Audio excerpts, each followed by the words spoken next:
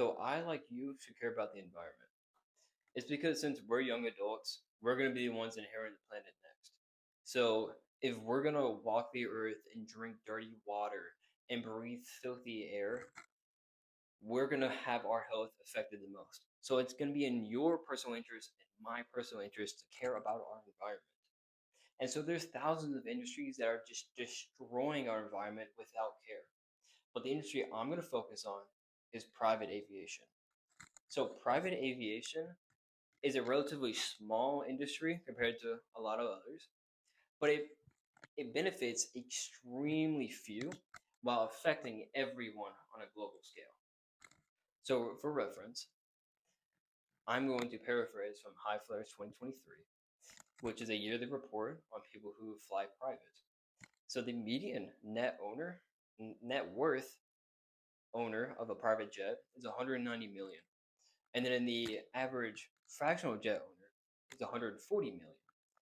And a fractional jet owner is people who come together and buy a private jet together and they share it. But so that means the average jet owner is a representative of 0.0008% of the world's population. That is so incredibly few for the amount of pollution they produce that affects every one of us.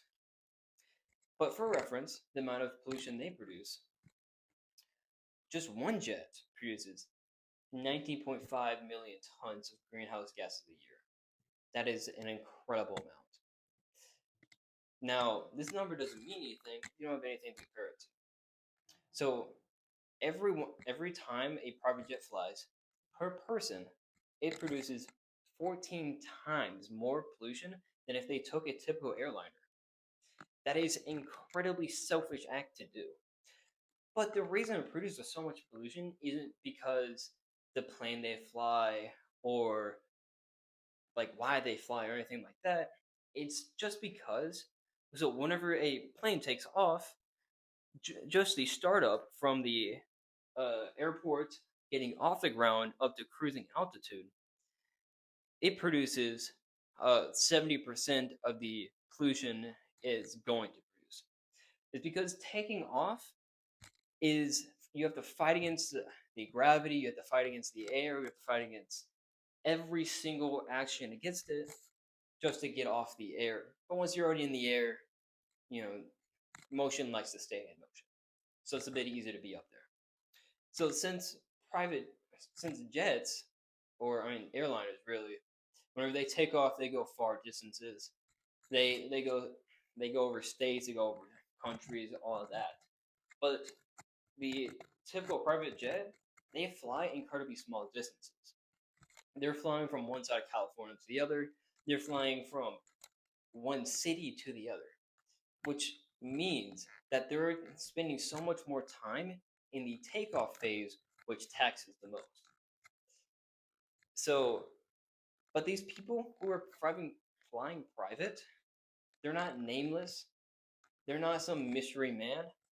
They're people you and I recognize. So I'm going to name drop some. So Eric Schmidt, the former owner of Google, or the former CEO, his jet produced 10,000 metric tons, just him alone. Kim Kardashian, our least favorite celebrity, produced 6,000 metric tons of CO2 just by herself. Or even Donald Trump, which is the by far worst offender, his private jet has produced 35 metric tons. That is an incredible amount. But these numbers don't mean anything if you don't have anything to compare it to. So, for reference, the average person in the US by themselves produce 16 metric tons a year. So, for example, Donald Trump, his plane has produced 35 metric tons. That's more than two people combined, just by himself, just because he wanted to, which is an insult to everyone on Earth. But This doesn't have to continue. It doesn't have to always be like this. And I'm not gonna tell you to go protest in the streets, to go, start riots.